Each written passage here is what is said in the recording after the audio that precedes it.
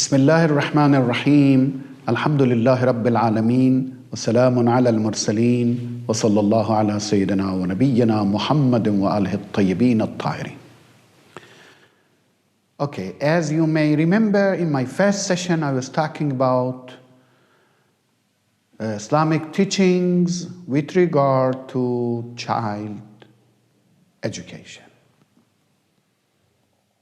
Child education is focused on both within the Quranic verses and different prophetic narrations, and narrations came to us through the infallible Imams and Lady Fatima salawatullahi wa salamuhu alayha.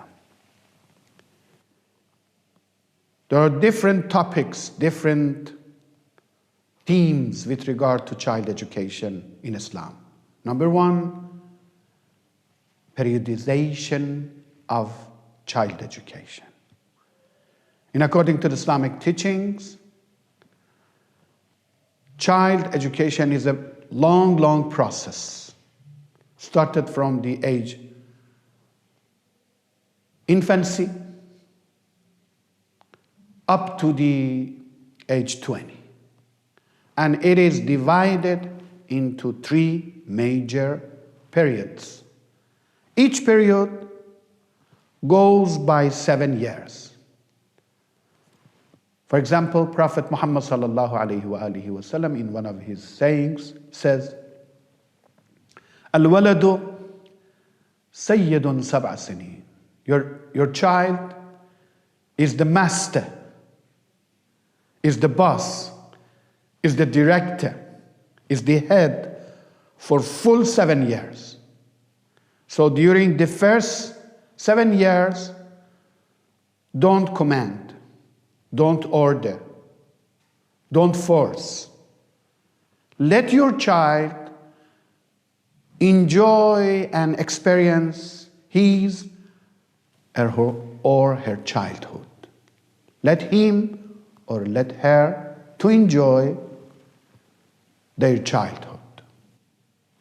Sayyidun. Sayyid in the Arabic means master, the boss, the director, the head, someone who holds the commandments. So for the first 7 years, live them. Live them for self-discovery. Live them for enjoy. Live them for playing.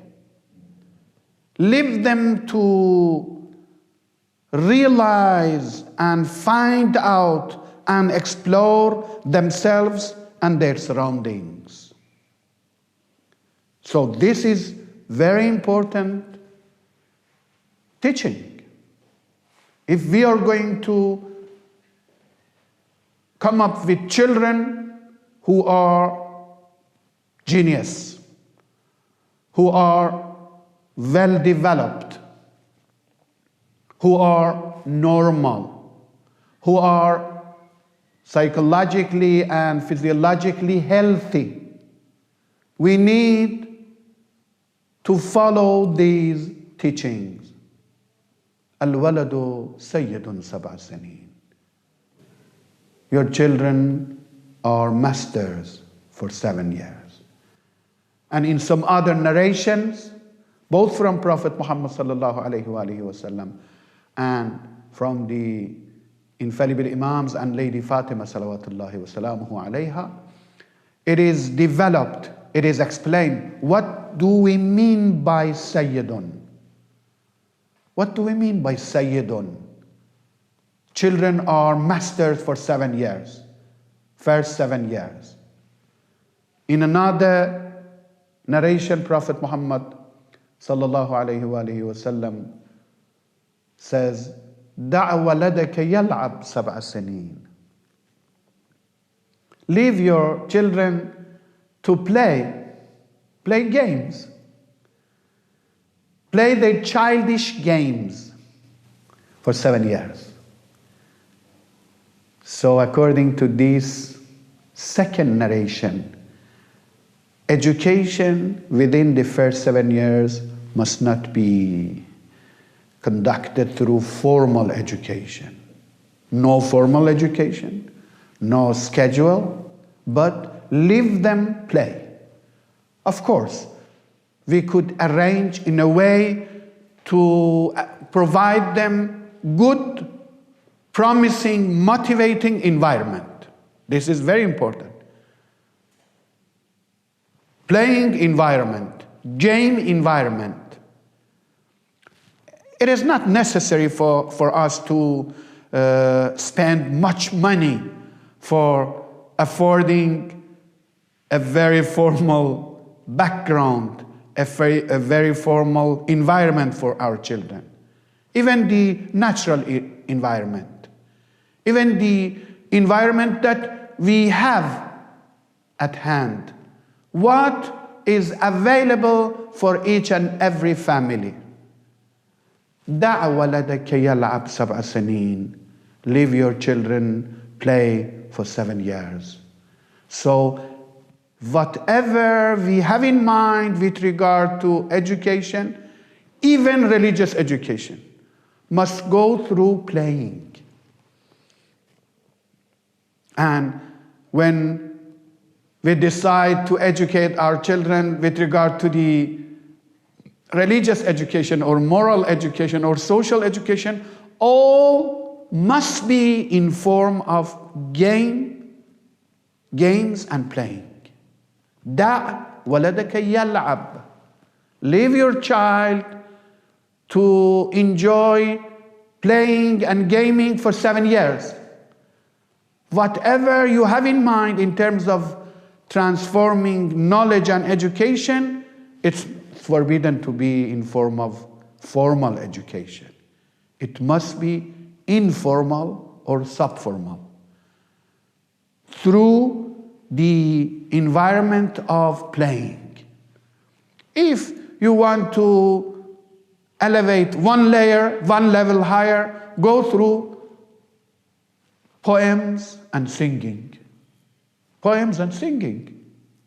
This is the best way and most effective way of educating our children. الولد سيد 7 سنين. And what do we mean by sayyid? It means that there is no force, there is no punishment, there is no control. Leave them to find out themselves and their surroundings through playing, gaming. And if we have in mind anything with regard to education, it must be, or it could be, through poems, singing, and playing. This is number 1. Number 2, وَعَبْدٌ 7 سنين. But when your child enters the second phase of 7 years, he just went through the first 7 and entered the 7 second years. In this second phase, you start your formal education. You try to have your schedule. You have your educational programs. You try to have your educational text. You try to arrange the educational skills from 7 to 14. This is the best and most effective period of formal education, 7 to 14. Particularly with regard to moral and religious education. Here, you could talk about text. You could talk about arguments. Of course, based on their understanding, based on their ability of conceiving and perception. وَعَبْدٌ 7 سنين. Your child is the servant for the second 7 years. He or she is at your control. This is your responsibility to teach them, to train them, to provide them information, to provide them knowledge, to socialize them, to provide them norms, to provide them values, whatever we call it, and we consider it as formal education. Second 7 years. Abd. Abd means the slave, the servant, whoever is fully at your control. So you have to do your best.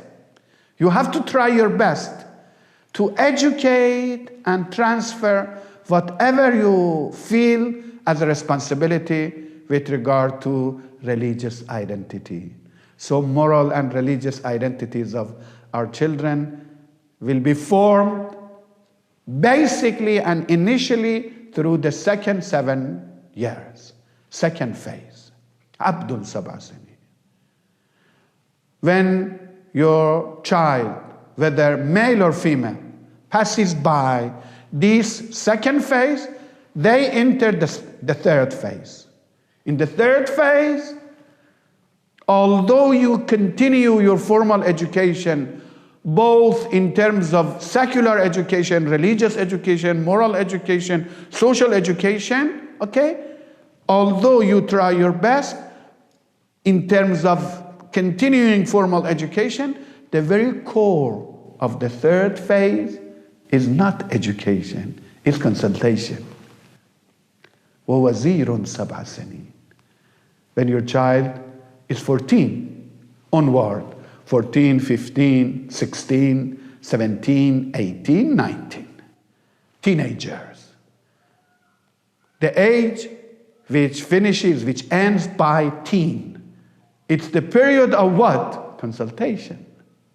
Although we try, we continue for formal education, but the very basic approach of educating our children Islamically is to put them as consultant. We need to consult with them with regard to different affairs, different decisions, different plannings that we have in mind. We may try to buy a house, to buy a car, to have a macro planning for the family, to migrate from a country to another country, to whatever, big and small decisions. One major references, one major sources for consultation are our children. Through this consultation, we pave the way for their maturity, for their mental maturity, emotional maturity, motivational maturity. Maturation is the result of continuous consultation with the children from the age 14 to the age 20. This is one good periodization of child education in some Islamic narrations narrated from Prophet Muhammad and from Ahlul Bayt, including Lady Fatima. I believe that if we want to be sure that we have gone through a secure and trusted avenue of Islamic teaching, it would be better to get help from both Quran, Holy Quran, and Islamic narrations. For example, in the Holy Quran chapter Joseph, Surat Al-Yusuf, it's a good, important reference for family education. Chapter Luqman is another Quranic references for family and child education. Chapter Hujurat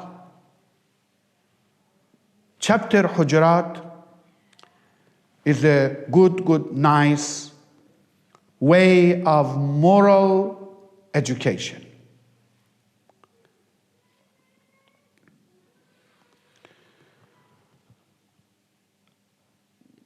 For example,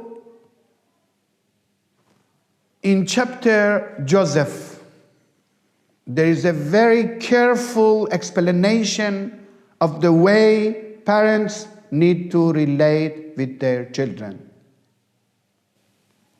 particularly in terms of crowded families. And if we go by interpretation of chapter Joseph, we realize that there are some very important points that we need to keep in mind when we face our children.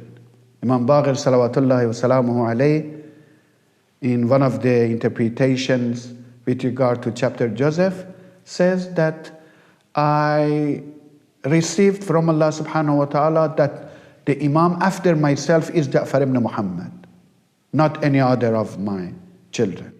But I was providing full respect to children other than Ja'far. Why?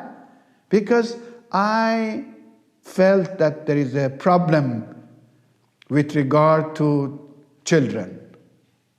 Children are feeling naive and negative feelings and emotions with regard to one another, particularly to my child, Ja'far ibn Muhammad, who was going to be the Imam. So I tried to provide full respect and full positive regard to other children, to just omit and remove the background of enmity and hostility. I will have more with regard to child education that I provide you in my next session. Wassalamu alaikum wa rahmatullahi wa barakatuh.